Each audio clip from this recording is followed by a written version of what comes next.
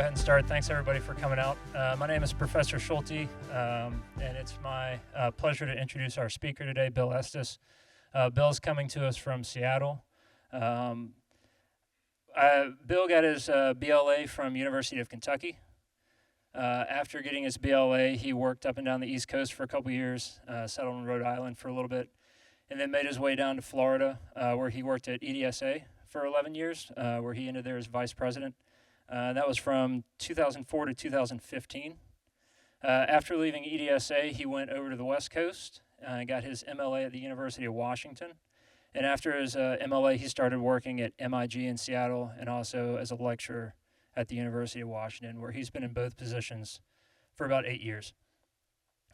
When I interned at EDSA in 2010, a lot of the guys in my studio were good friends with Bill. I'd never met him because he was living in Beijing at the time, but I'd always hear stories every day. Oh, we were over here, we were doing this, we were doing that. You should have seen Bill, like Bill was great, or Bill this, Bill that. So I knew a lot about Bill, but I'd never actually met him. Last year at CELA, I was at a board dinner with CELA and the accreditation board. Randomly sat down to dinner, looked to my right, and I was like, I think I know this guy.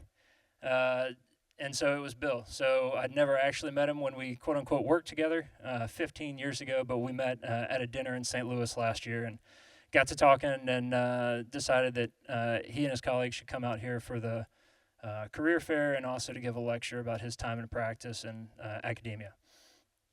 Bill has lived in Abu Dhabi and Beijing, both with EDSA practicing. And he's worked on projects in every continent except for Australia and Antarctica. So in addition to everything that I've just said, he serves as chair of the ASLA Education and Practice Professional Practice Network and is a member of the Landscape Architecture Accreditation Board. And today he's going to be talking to us about finding meaning and purpose in his work and how you can do the same. So with that, I will hand it over to Bill. Hi everyone, can you hear me okay? Great. Yeah, I can tell you it was at that dinner, it was pretty fun to sit there having a conversation with somebody and after a few minutes them say, oh yeah, we used to work together. And it's like, oh, I had no idea. Yeah, but we did overlap briefly at EDSA. So, over the years I've, James asked me to do this talk and I was thinking about like what could I present, and I've had such a varied practice, it was kind of hard to distill down what might be relevant. But over the years, I've had a lot of conversations with other professionals and definitely a lot of students thinking about like, what do they want to do as they're entering the field and what's important to them. And so for today, rather than just sort of going through a bunch of my projects and some of the highlights, I really wanted to pull together some of those common threads and think about how I've found meaning and some of the purpose in the work that I'm doing. These are the questions I often ask, and I often suggest people do the same, especially as they're thinking about like where they want to work and the type of work they want to do. Again, the field is so broad. It's really important to understand, what motivates you, what makes you excited about pursuing landscape architecture. I always feel like if you end up in the wrong place, you're just not going to be happy, right? And you're going to kind of languish a bit. But we all do have those personal traits that are individual to us that will interest us and sort of play to the strengths that we have. Asking about like what are your values? Like what firms or what organizations align with those values and making sure you're moving towards those. And really, what is your voice? Like we all come into this with different lived experiences, and so that really matters and it adds perspective to the work that you're doing and to your teams. So what do you want to do? This is a question that I get a lot, even still, and it's one that I still struggle with a bit. I am very ADHD. But I struggle with defining that focus. I'm always interested in new and different work. And so as part of this, I went through and started to try to outline my career as a diagram in a way. And so this is going from the education all the way into practice. And you can see that I've worked for, I think, 6 different firms over the years. And the outer ring there is showing all the different market sectors that I've worked in over those years. And then that connects into leadership and then teaching as well.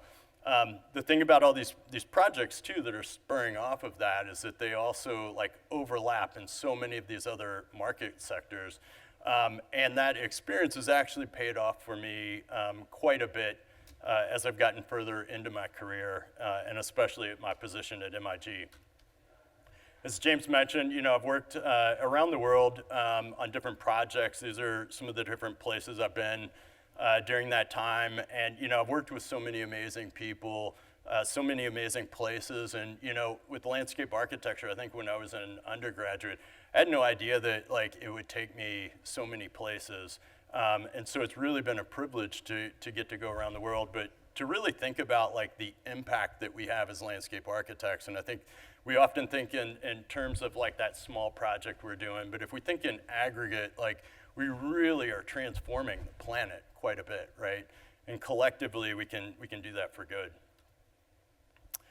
So, as I reflect on these things, I'm thinking to like, kind of how did I get here? Like, what was sort of this path that I took? I think it is important to kind of keep reevaluating and keep thinking about the work that we're doing and sort of that process getting there.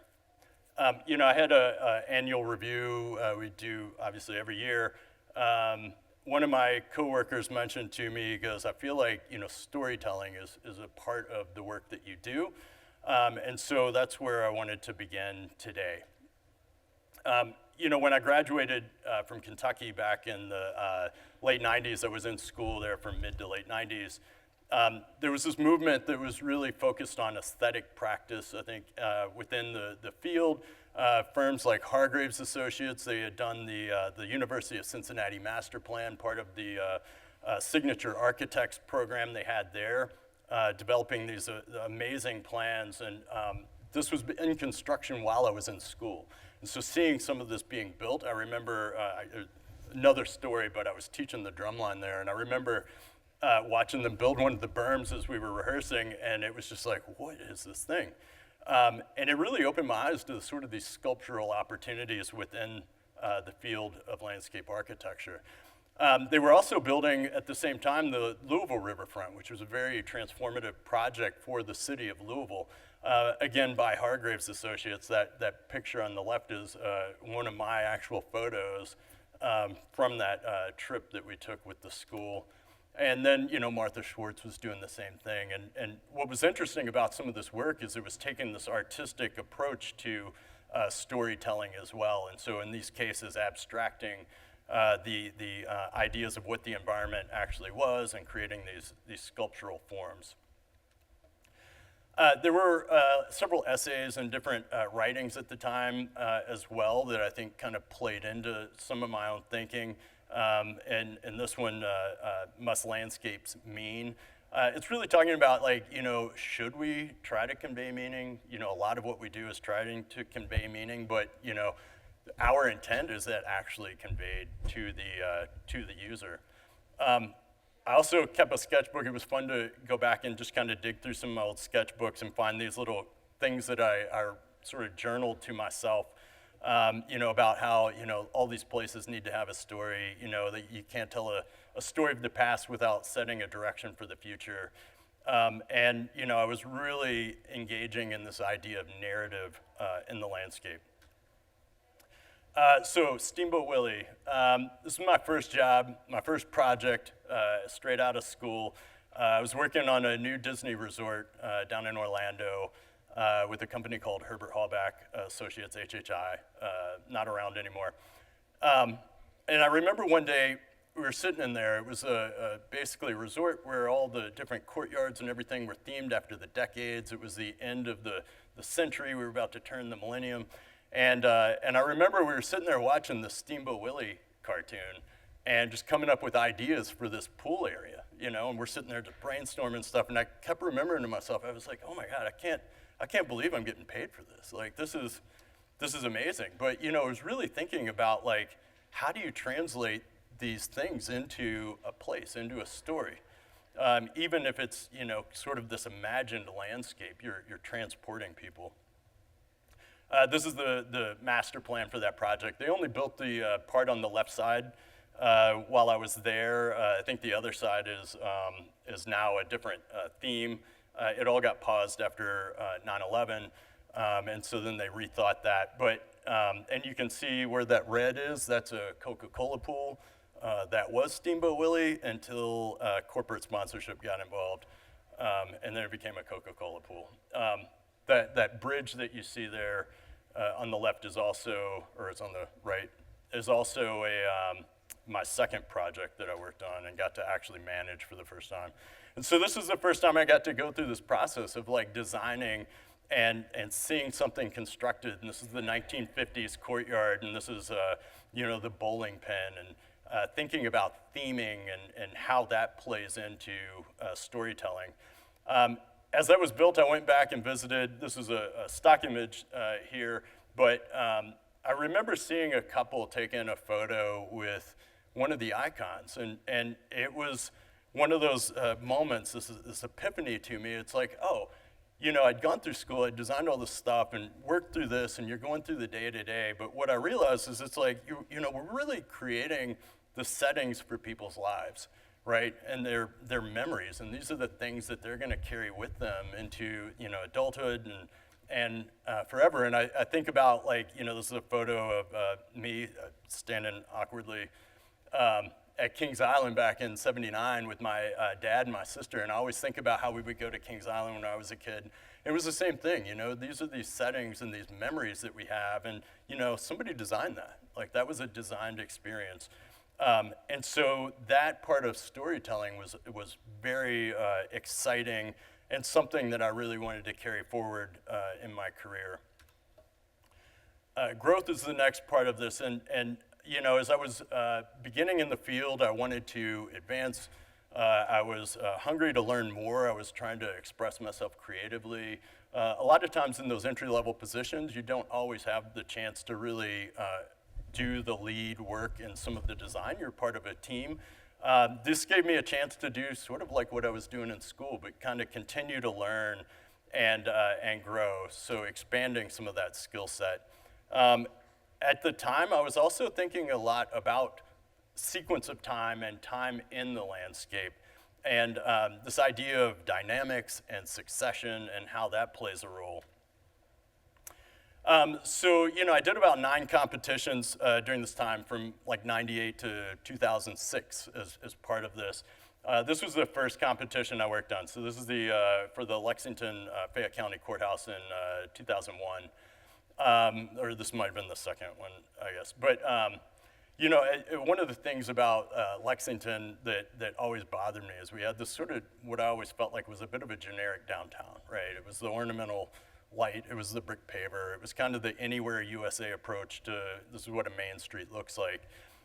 What I was trying to think about in designing this new courthouse plaza is what is more relevant to Lexington, like how can we express this place. And I really started thinking about the geology of the place, the rolling hills that make it unique, and sort of that mythological connection to the thoroughbred industry, which makes central Kentucky so special. So this was the plan. This was my first Photoshop rendering ever. And it had about a 20-foot grade change side to side, so it was able to use some of the rolling landscape as part of this. But one of the central features is this center area, because they had to maintain the center road. And I remember pulling from that idea of sort of that rock outcropping, like how could I create that so that when a motorist comes through the space, they feel like they're entering the space still, even though it's an open road in this case. And so creating this road cut. The other thing too, though, was thinking about this hill and this form as an area for succession. And what I was really thinking about was it's this area in the middle, this berm for succession where ideally it'd be managed, but it would evolve over time. And so like how can we have this sort of managed succession and then this contrasting with this controlled landscape on the outside, and what would that look like over time? Which I could imagine now it would be like this tiny forest. if it had been implemented. And so I continued to think about time and how meaning accrues over time. And I entered my second competition right after this, and this was the Queensboro Plaza in New York. And this had several layers to it again. Thinking about erosion, I was inspired by this idea of how the landscape was shifting naturally, yet we put up all these hard edges. We try to control these things. I was also thinking about how we could lift the landscape in ways to engage like the train, and how we can work the landscape at different levels. And so you see some of this elevated tree structure. And then some of the elements that I put within it, the idea was that I wanted these elements to be able to erode, right? And so seeing decay, seeing time play out in the urban landscape. And in contrast, along the train structure itself, putting these panels up that would have like sort of a 24-hour cycle display of like what the native landscape would have been, sort of this perfect day, and sort of contrasting the decaying natural space with this more permanent digital environment as well. And within that, the sort of the plaza was the actual competition area, but in this case, I went on and stretched it all the way down to the water and really just thought about extending that space and how all of these spaces come together. I reconfigured the traffic through here, and just kind of went crazy. This was all done in like 3D AutoCAD, which I've never used again. And then, with that fresh sort of in my mind still, like, that had happened. This was 9/11. The whole idea of that Queensboro Plaza was about permanence, right? And that was the title of that project. And then that happened. That was submitted like a month after 9/11, and so we were still kind of reeling from that. And then the World Trade Center Memorial Competition came about, and I did an entry here with my friend Scott Monroe, and we were really thinking about like, how do we remember? Like, what are these things that really help us connect with these events, especially over time? And one of the things that we really thought about were objects and sort of the scars of the past. And one of the central features was the sphere that you see there in the center, and this element that had been bashed up in the collapse of those towers, and how we really wanted to bring that back because there's this thing that we could all recognize. The other thing that we really pushed for was this wall where we didn't want names on a wall. We wanted to see faces, right? These were people.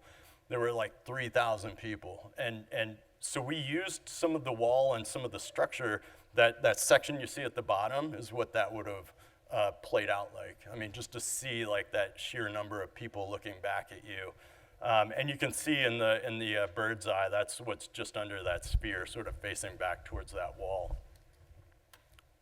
And then, following that, one of the things I kept thinking about as I was doing these is I was putting in so many layers. I was trying to layer in so many stories. And this one, for the High Line, I started to embrace simplicity, started to edit better, and starting to learn how to dial in design a little bit more.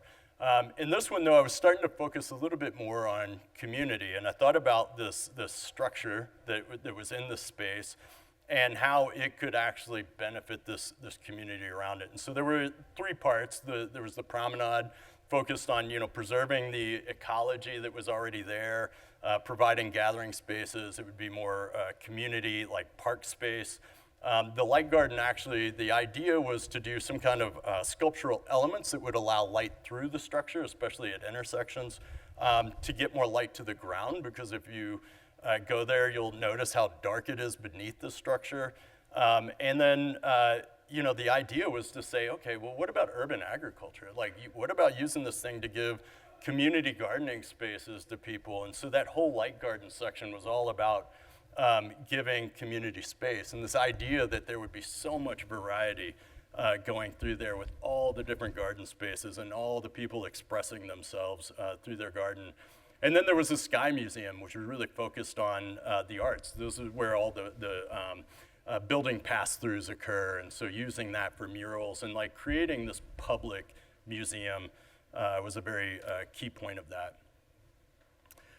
Place and placelessness. So, as this idea of like story and narrative was evolving, you start to think more about how do you create place, and then how does that tie to the idea of authenticity? And so, really thinking about context, thinking about history and its role, the genius loci, and then also within some of that work, thinking about like sort of the context, real and imagined, at the same time. So I was thinking again about, these poetics of place, and how placemaking attempts to expand the sense of meaning. And then this was a quote from James Corner in Three Tyrannies, but really talking about how we can often blindly erase these poetics of place, right? A lot of times we'll go in, you'll see developers just kind of blank a space out and just rebuild it, right? And there are these qualities of the space that are really unique to that site, and how do we hold on to those? And so this is a project I worked on from 2010 to 2015. This is over in Montenegro. This was a former Yugoslavian military site. And you can see there was a quarry in here as well. It was a really steep site. You can see going down to the water, it was about like 2 to 1, I think, in some of those areas. The area that's sort of enclosed there is one of the former military sites. There's the gunner bunkers in there. Some of those buildings we were looking to reuse. How could those become like community spaces? There was this existing community, Radovici. We were looking at how could we tie that grid over and create some kind of civic spaces that would also benefit the community that was there. The client in this one asked us to create a new community, but something that was reminiscent of these old communities in Montenegro. And so we went around and we studied the different towns, and we looked at the materials. We looked at the character of these towns and what made them special and unique. And of course, these had evolved over time. We looked at how these were structured into these steep hillsides, because they were really steep hillsides. If you go through and just try to design it as if you were designing on the steep hill right now using what you probably wouldn't do some of the things that they did. I mean, there were a lot of tricks like these light wells that allow light and air and things to move between the walls and the buildings, but also helping you step down that hillside. The other thing that was really interesting is just the way you move through these old towns. We did some urban form studies you see here, and so there's so much irregularity, and we were thinking like, okay, well that's part of this design as well.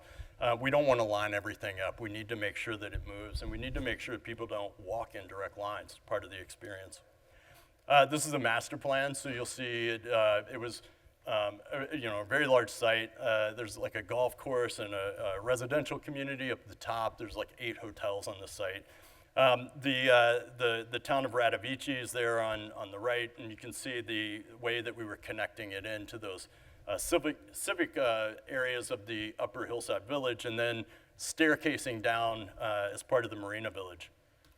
So this was the initial vision that we came up with, and thinking again about how that might step up and how it might blend into the landscape a bit over time. So this was probably about 2010 or 11 on that. And then this is 2024, so this is where they're at now in developing that. So it's come quite a ways, and they're working kind of from the bottom up. They've also designed this in pieces. So we did the master plan, we did that first phase, and so now some of the locals have taken over, some others have started to design some of the pieces. What's kind of interesting is they've done things that are different than what we had originally designed, what we had as our intent. But it's also really kind of interesting because it's all those little incremental things that make it different. And you think about like these old towns, and they're a palimpsest, right? There's all this change over time.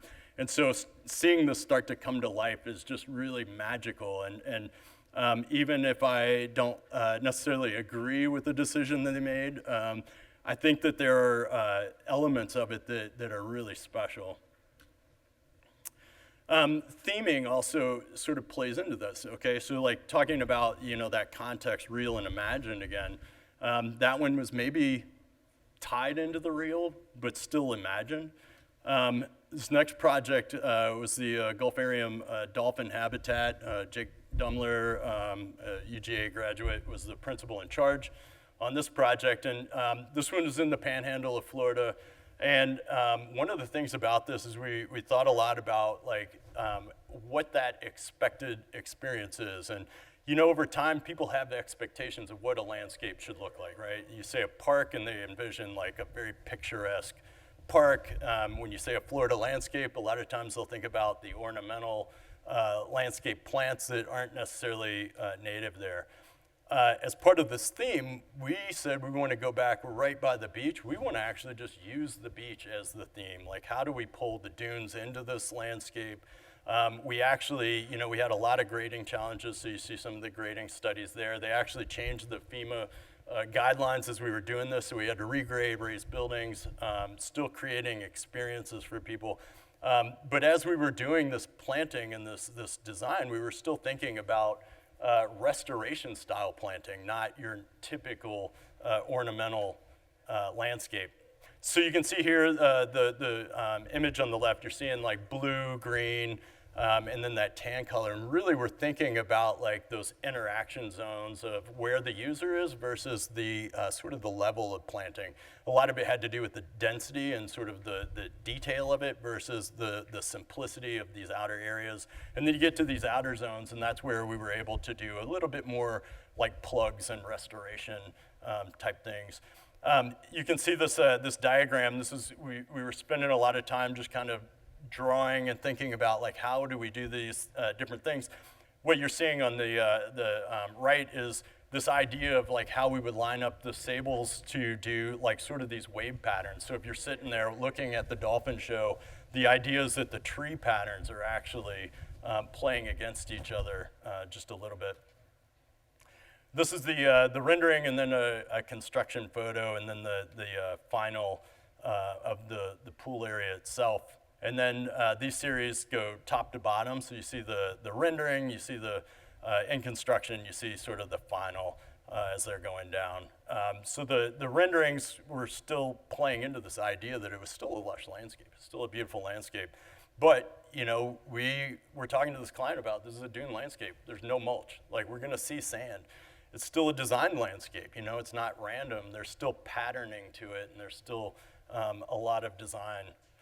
So oak trees at the beach, like this was I remember Jake telling me a story about like the oaks, the pines, you know, people questioning, they're like, why are we planting this at the beach? And it's like, yes, oaks, pines, ash, grass, the vines. It's like, this is your landscape. This is a native landscape. Go look at it. It's right there. And it's really a beautiful landscape, but it is kind of interesting to think about the fact that the beach is right there, and people actually really notice the landscape because it's different than what they expect. So again, this is the real context, but it still raises awareness to itself. You know, about 10 years ago, I had this opportunity that led to a bit of deeper reflection, and I had done this fellowship in 2014. And so this is a fellowship where I'd gone to 2 blue zones, and this was in Icaria, Greece, and Sardinia, the mountain region. And if you don't know what a blue zone is, you know, blue zones are where people typically live past 100 years of age at a pretty high rate. And I was just interested in exploring this, and I put together this proposal and got to go. And the idea was it was this, you know, it was a travel experience, it was observation. This is part of the book that I put together for the deliverable of that. But, you know, as I was going through it, I thought what was so interesting about it is, again, tying back to community. It was interesting seeing how much social cohesion they had, even though they lived in such different places. They were all remote. They would get together for these festivals like monthly and party. They were like family, and it was really interesting thinking again about community in that respect. In the final month of this, though, Joe Lally, if you know Joe, he was president and CEO of EDSA. The namesake of this fellowship that I was a part of passed away. And, you know, it was really, you know, it sent me into a bit of a spiral, honestly, because you're thinking about, like, here's this person that, you know, he just passed away. You're doing this thing about, like, living a long life, and it really makes you think much more about, like, you know, our own mortality. And you know, it's one of these things where I realize, you know, life is short, you know, like, it's way too short. We forget that sometimes. Don't put off the things that are important to you. And so, yeah, I promised myself I was going to go to graduate school after I finished my bachelor's. So after 16 years of practice, I did. I went to the University of Washington, pursued my master's degree, and the goal was that I always wanted to teach. So back in the early 2000s, I'd had an opportunity to teach at the University of Kentucky. I was an adjunct professor there, and it really got me into the mode of really thinking about what I wanted to do long run. The next part of that, though, is that I wanted to do a bit more community-focused work. I thought that, you know, that fellowship, and you know, as I mentioned, even about, like, the High Line and things like that, like, a lot of the work I was doing was for private developers, and that's all good. I still do some of that work. But, you know, at the end of the day, I wasn't doing any project that was even near me. I hadn't done anything really community focused, and I really felt like that was the direction I wanted to go. And so this gave me an opportunity to sort of transition, sort of reset. And so, yeah, I went to MIG. You know, we are MIG Community. We are, you know, it's an interdisciplinary firm. It's the first one that I've worked at. All the others have been strictly landscape architecture, and happy to tell you more about it at the career fair tomorrow, and fill you in on all the different things that we do. But you know, again, going back to the very practice, it was a practice that really gave me an opportunity to work in so many different market sectors, and then work with so many different offices as well. So this is the Chehalis Basin. So this is a project that I worked on just a couple of years ago with MIG, and this was one that was really one of the biggest, I think, community impact projects that I've ever been a part of. You know, this was about flood resiliency, and for the Chehalis Basin, we were basically looking at the second largest watershed. This was a huge effort. It was planning, it was landscape architecture. We had a really massive team. I got to lead the natural systems team, but we still had teams that were focused on the economics and other aspects of this. What really spurred this was this flooding that happened in 2007.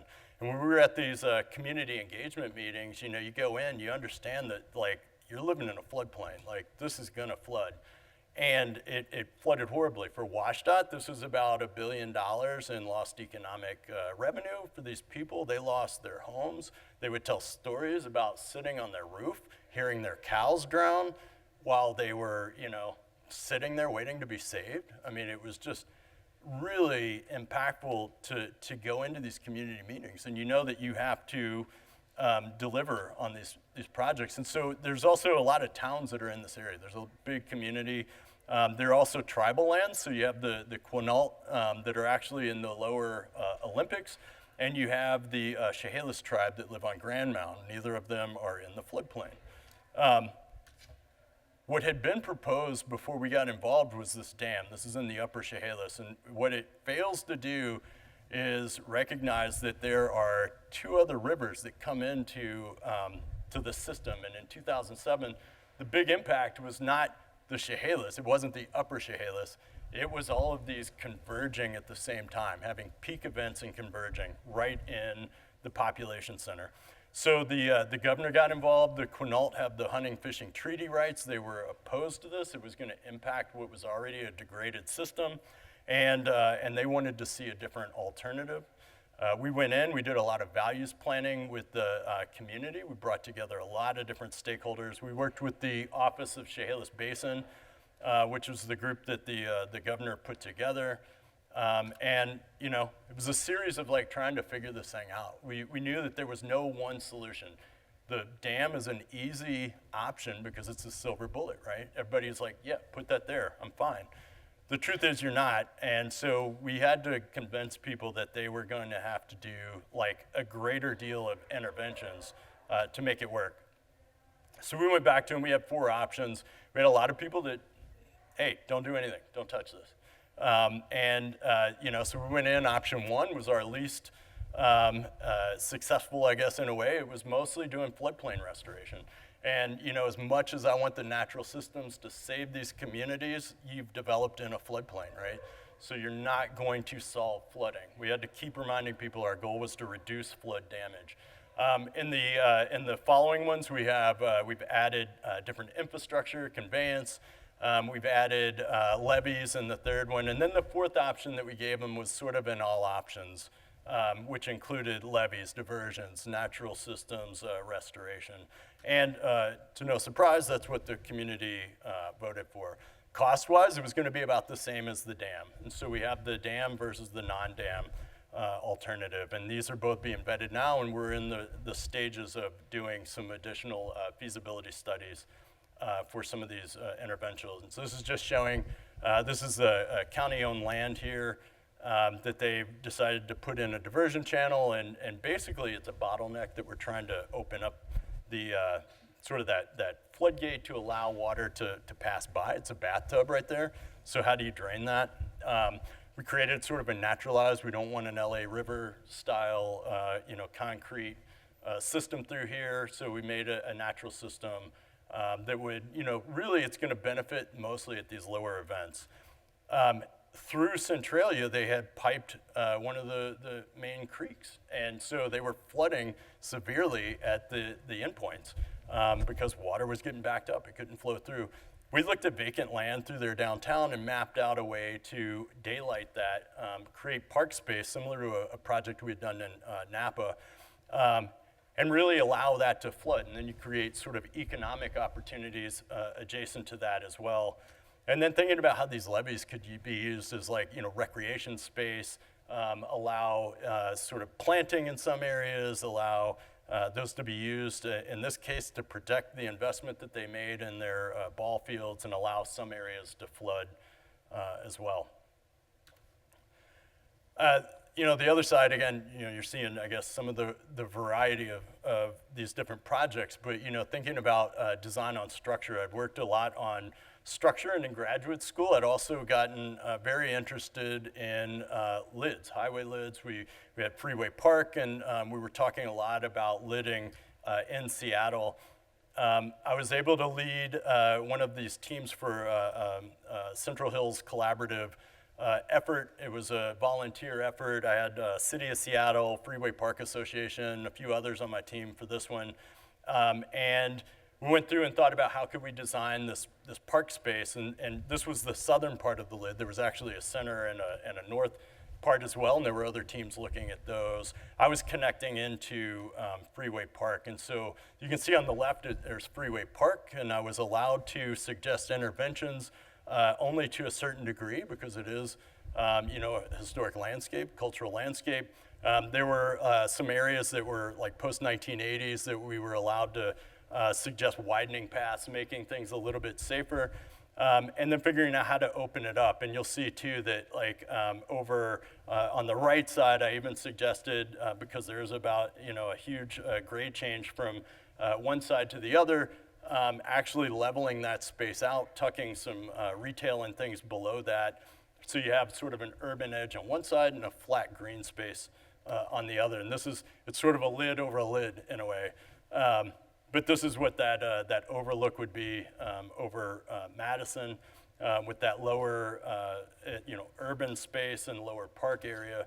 And then over at Freeway Park, we were suggesting they take the 8th Avenue there, get rid of that thoroughfare and make it sort of like a Highline type feature. How could you make that more of a commuter space? A lot of cyclists move through there, but it's not really necessary for vehicles.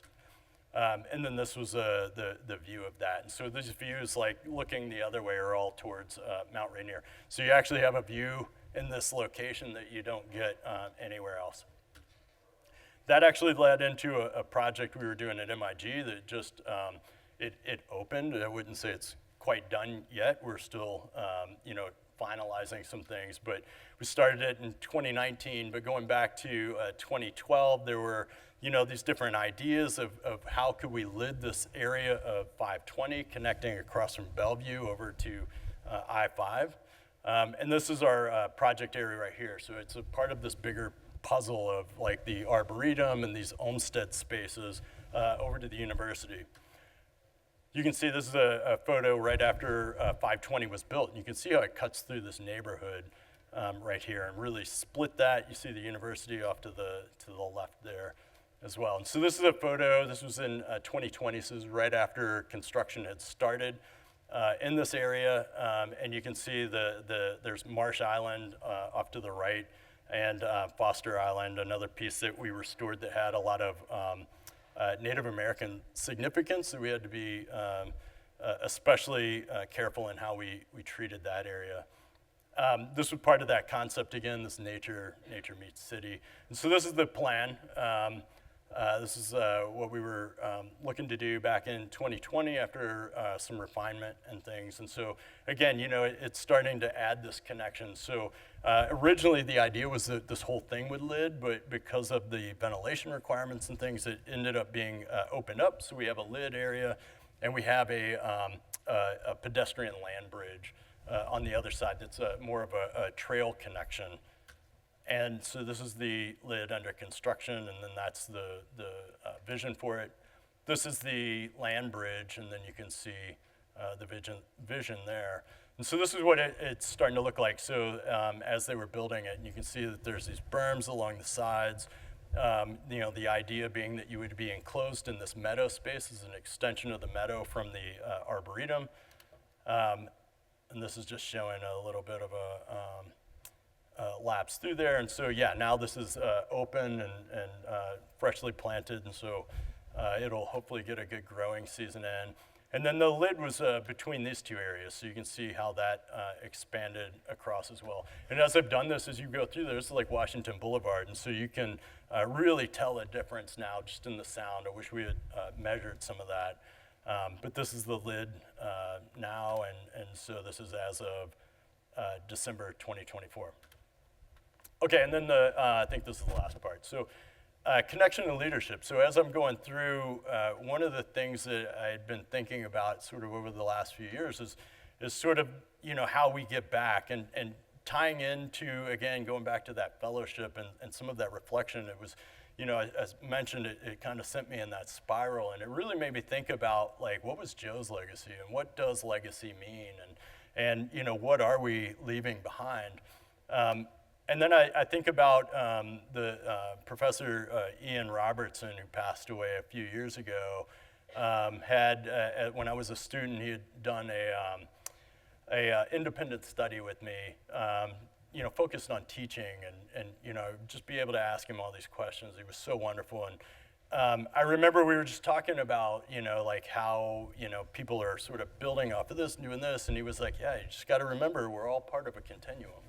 And, it is really important to think about that. I think back to the competition things. I was trying to do this, trying to, learn things. But really, we're all part of this bigger community of designers, of landscape architects. And we're building off of the work that others have done. And people that are going to come after us are going to build on that work, too. And so, what are we leaving them? Where are we taking them? I am teaching. I got Hashang over here who sat through these lectures at UW. It's a fun class, and I focus on the landform and grading and drainage. I'm involved as an affiliate faculty and doing a lot of reviews and really just sort of being a resource for students at UW as well. I've loved the opportunity to get to know people, and again, this is where I encourage people to find their voice, because I find through teaching, number one, as soon as I started teaching, I realized I had no idea how to teach. It is something that you definitely have to learn, but I think what is the real value for me is it learning from the students. I was telling Jake and James and everyone earlier, it's like I get questions every year that I don't expect. I've taught the same class 8 years, and I still get questions that throw me sometimes. And so it's really great. It's nice to engage with students. It's nice to have all these these fun trips and activities and see what people are doing. I really enjoyed coming to the studio earlier. I've been more involved with ASLA, as James mentioned, with the Professional Practice Network, with CELA, and then trying to work with the LAAB. There's a Dale Yeager too. I wanted to mention her, UGA alum who was on the board with me and passed away last October. So I do want to acknowledge her as well. And then, now I still am thinking about landform. I'm still exploring some of these different ideas. Even a flight to Burbank can be a visual study of some sort. And in the very early phases of working on this book focused on landform and practice. So, so going back to advice, again, finding your voice, don't lose it, document it. Like, I can't tell you how fun it is, 20 years after the fact to flip through a sketchbook and be like, oh, yeah, that makes a lot of sense. I see where where that came from or where these thoughts were. Finding the work you want to do. Find the people you want to learn from. That's really important. Be picky about where you work.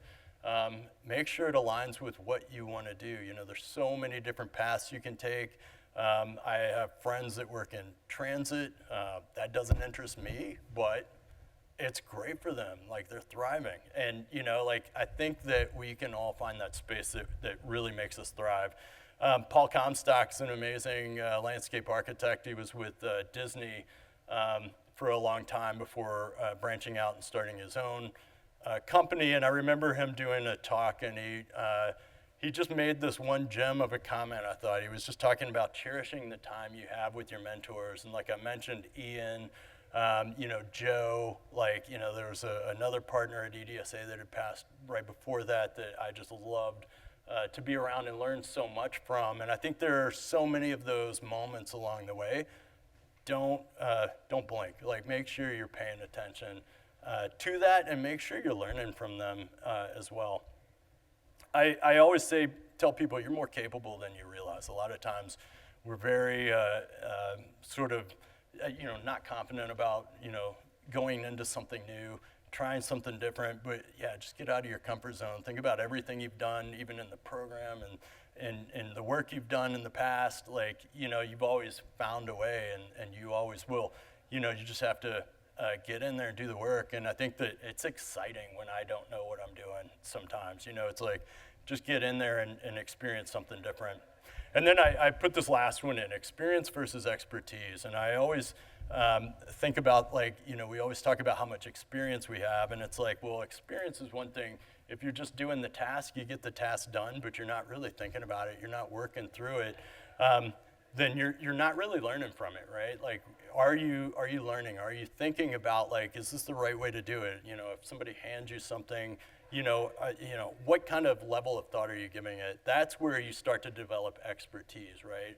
It's about thoughtfulness, not just about time, right? And so just make sure that you're, again, continuing to learn, continuing to evolve. So, yeah, that's it. Thank you. Did I nail it?